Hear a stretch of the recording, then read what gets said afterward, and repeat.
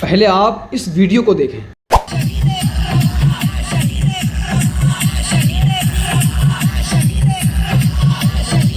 میں کھلے الفاظ میں کہہ رہا ہوں، جو کربلا کے پیغام کو چھوڑ کر ڈھول تاشوں میں مصروف ہیں، اسے ایک بار سوچنا چاہیے کہ مولا حسین نے اپنی قربانی کس لیے دی۔ حسین نے ناچ گانے کے لیے خون نہیں بہایا تھا، حسین نے اللہ کے دین کو زندہ رکھنے کے لیے اپنا سر کٹایا تھا۔ اس لیے مسلمانوں، جذبات سے نہیں، عقل سے کام لو، اور رسم و رواجوں کو اپنانے سے پہلے اپنے علماء سے رابطہ قائم کرو، اور ڈھول تاشوں سے پہلے کربلا کا اصل پیغام سمجھو۔ حسینیت ڈھول تاشوں میں نہیں، صبر اور حق پر استقامت میں ہے۔